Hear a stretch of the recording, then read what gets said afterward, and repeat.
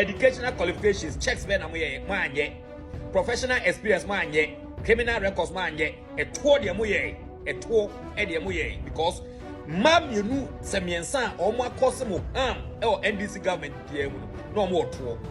Ebusan comedian no dey ade Mahama and dey na twa pia etu ano say ya wi na no pɛ wi anwumre oba news no dey an ye bɛka wasɛm pa ne nyina ye Mahama say why no fofofo ama Kevin Taylor manipulating no concerning leadership yet to Mahama but Mahama abeye so low to the point say Kevin Taylor ana agye NDC sinanim ase mu nyina madane ne nkora e no wɔkyerɛ munyese mu enuwase Mahama wadi enuwase Kevin Taylor kwasiawi and etrem de monye on mwase giving appointment to someone who doesn't qualify, who is not even a doctor. Enye no behunu nie.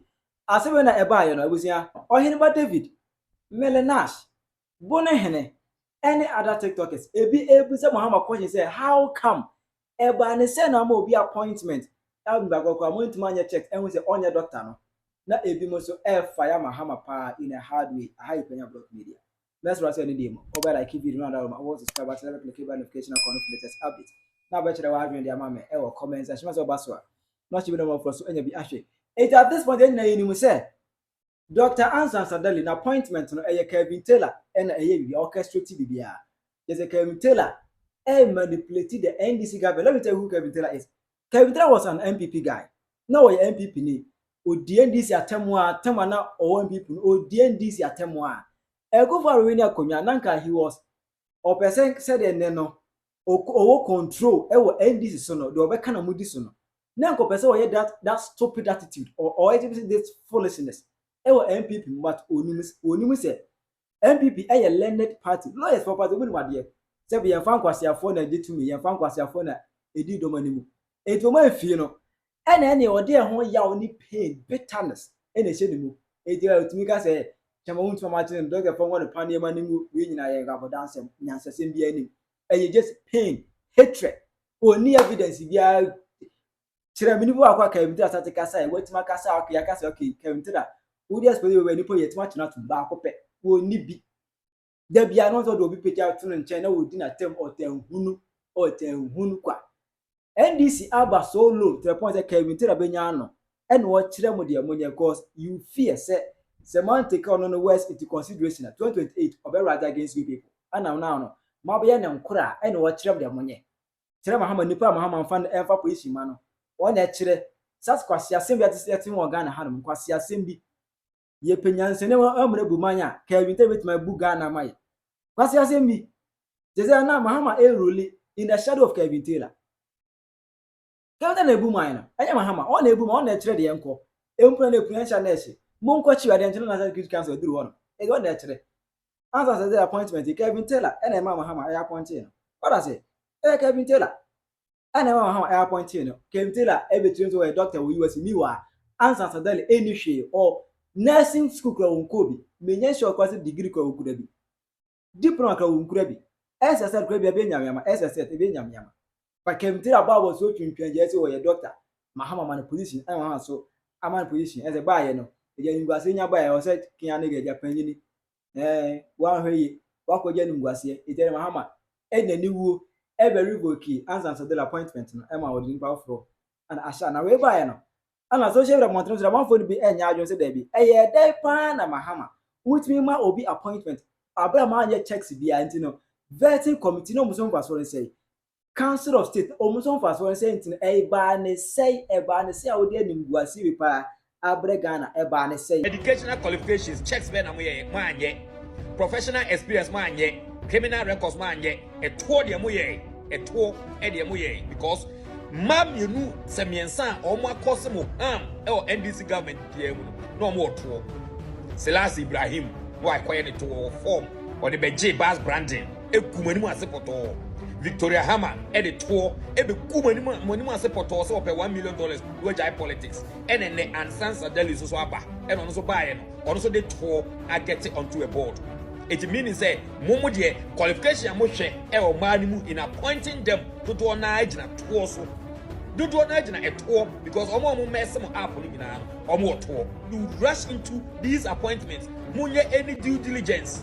You rush into appointments, no due diligence, because nipa no or your campaign man, nipa no okasama ye, nipa no or share JDM atare or share President Kufuor atare into your pointing no because okasama ye. And then the ekumeni mu ase no. Ah we o pabas body for day. Now yan hwa de do ase. O call the presidency, office of the president. Mumu appoint obi a mun cheddar any checks bia. The appointment committee no mo so fast one say. E dey checks na mo ye. Fine. Some say a hokrana or non appointment and appointment committee and a Omayamana. Council of State, any the presidency. Muankasa more presidency. It's Musumunya investigation be a M1 president in any way or form. State apparatus, state agencies, investigative agency, you code the keka more checking for criminal records, more checking on professional experiences, and a more assessing on competence and experience. No answer my form. No more than one babet and I say, or my board member. He peer only be, and so what you are getting way through to power. It's in contrast with the ebe and conform because due diligence almost yet. So come here due diligence like a webesi, kawe, and kebesi. Say misinformation, not government. Yet me the idea we are checking. Yeah, and this is the model born now young person. Yeah, we have a fit doctor. Money pools. And in a me, and I got a cheer free by exposing a mania. I get one of Kungana Funia. It was for just a quick one. Me hear this video as a result of posts to be from the National Health Insurance Authority of appointees Bia or more appointed. Now, prior to this post, let me who say other 2 or 3 videos and before I can say there is this said lady Annie Sansa Delhi or claims or a doctor Ghana Medical Authority Board like as munim no Samsung America kind of health authority board from Castle Munim no into there is a speculation and I said there is an allergy going on. I say information going on. Say President Mahama is about to give this lady a position in the National Health Insurance Authority board members. No, before when I heard that and I said when I saw that post, there's no way. There is no way. A kind of saying government appointees and I say government will be they are not able to verify say nipa no so qualify and I say the credentials are you right and I say you're wrong. Until say we post this morning, say President Mahama has revoked Annie Sansa Delhi appointment. You know, I want to say, wow, so this is true. All the speculation going on was true. Say a government, a president, a minister of health, Ministry of Health has been a kind of saying duped, and I said then say anybody will come from anywhere and come and present a falsified document to you people for a position. Now, one so no, man verify and then you freely and I say you happily give the position without check and I say fact checking. I have a question to ask. My question is, does it mean say all other appointments now banning in and check here now? Because if you had done your due diligence, qualification now can you know correct. You don't just give a position now because you're a party member. No, this is between life and death. This is health of people, of your citizens, and you are entrusting it to people who are not in the medical field. That then we are a disgrace as a nation. We have to say the truth the way it is. It's a disgrace and a shame to hear say government body government. This is not a private entity. This is not an independent. We are government.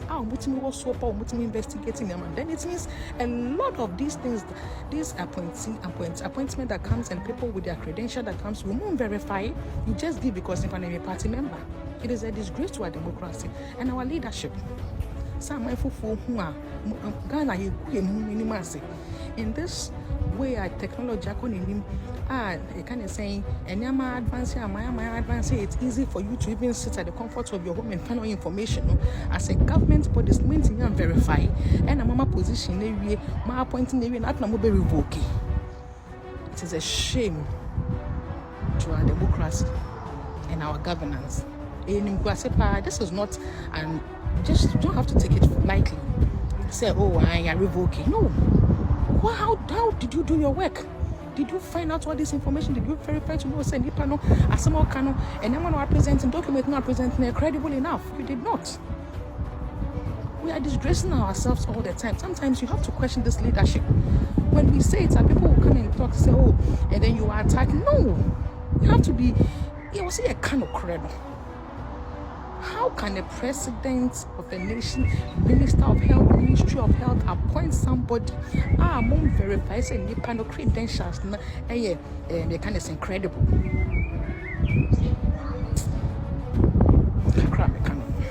I mean, sure, yeah. Wait me say follow me X. Love for country. God bless. If this beautiful young lady or that show at me a practice or a doctor, bra 1 year doctor, OT school demuda, on year she. No, wait me a practice here for all these years to the extent say a senior man position, our national health insurance board, their management, then it means everything is possible in Ghana. I am imagining the number of people who claim so doctors say be fake. I am still imagining this until when. So Ghana as a country, we are not safe. We are not safe. And I'm for Kikasa, they don't even step their foot in classrooms, but later on I'm practicing. I'm beginning to understand that outcry. It is something that is happening in Ghana. Because Mama ni position na nebi na me hu say o say John Mahama assign anti position if in same dia more before, like seriously. Mahama ni mbuasie part 1 and 2 onya hu hwe 3 and 4 beba part 1 yes ami jemfi ana say part 2 ni so ye Kevin kwasia Taylor Jimmy for na wanya ntete no oni ni wosie ntimi antete no abetina obidum bia bedom no de na kwatena America na ote ho no ojimi ohun onkai ba bia ofri na wa hu se de obesi a comport no ho ana ojimi because wo Mahama no wanya Jimmy Fuaya oni adwasuo he ani we aba bi se onye dirty work ma say Mahama part 2 kwasia Taylor ene sansa no wo ye ne den hwenu ama ye ne troka said ye wo ye sam David troka no ye pese ye hu president papa wo ye eno so wo ye ne den ye hia chopo. There are questions, and a lot of questions are being asked as to how the government came by appointing a woman that can fake a medical credential, claim she's a medical doctor. I mean, and to a point where it merits her getting appointment, and no mean an appointment at NHIA level. That is such an embarrassment to the government, to say the least. You know, sometimes some of these things can pass. You may get the HR processes, but I thought that for a government that was on the pedestal of research, I thought some of these slippages are very much avoidable. This lady, I don't know how and whoever recommended her for NHIA position, but this is a very ridiculous and affects our reputation. Now Ghana, may cast number quattro. We are Ghana near, you are naked. Jamie, we are Ghana near, you are naked. Because one, systems baby Nyajuma, poor leadership, and your woman will Ghana. Sa banya and took a say, the brand saying, Ann Ama Sansa. Minim dia ba ye kura no a ese jedi kan kura no ye appointment ni appointing is one national health insurance board so ukruma. Are you serious? You're serious. We are naked, we are not serious. Poor leadership, systems are not working.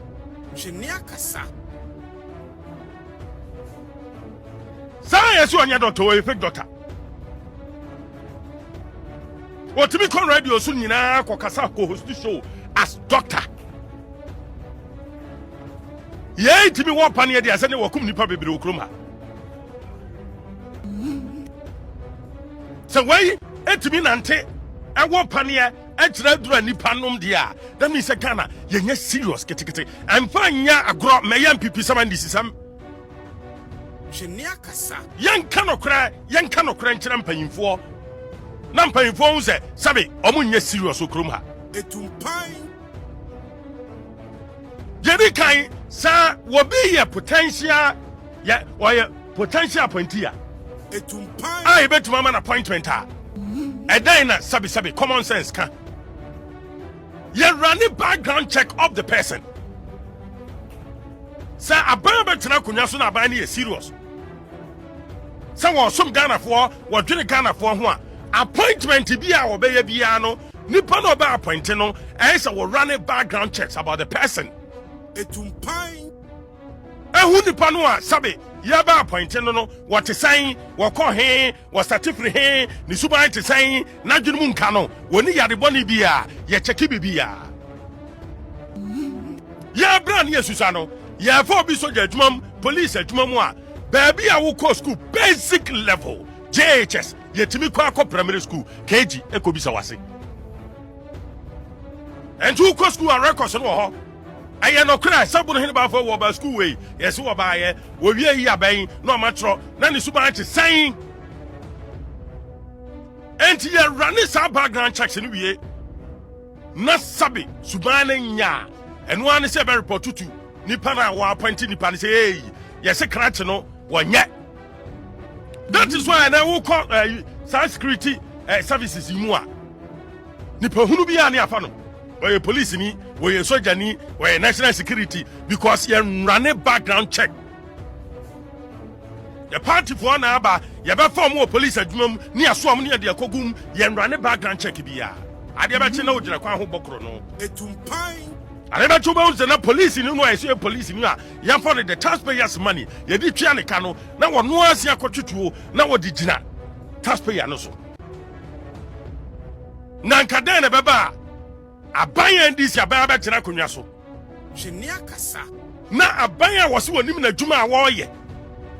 Warrior appointment. Sabi, want me on your due diligence. Want me answer us the young cassette. Me person me appoint asumasi wo benten Econ National Health Insurance Board so asumasi wo benten what is saying the suban te saying certificate kita no eye no kra sasa schools no wo wie wo mu ana ya wo kroma yetimi nya national security for 20 30 50 na case so yo edi asamoa wo bia ka bibi false publication ye kocheno national security for 20 na national security for any NIA before no sabe o muntimi run a background check of appointees no and obedi I don't know can you see so obi timi ka bibi ni atimi tumirika ye kocheni pano a ye mia obi appointment a ye bo obi so anya minister chief executive officer yentimi ko run a background check and hwe nipa no a ye man sa appointment no etumpan hweniakasa obi ka me bia he ni akoche no but am payinfo wo krom ha sabe yentimi nya checks bia about no man take Ghanaians for granted yei was you a doctor o no wo panie no man nuro no kuma manfo because sao no politician no some minister and this minister no man payini na be de akire omo yare a chartered flight o me kwabru check ko so omo ho yade enya ama sansan kroma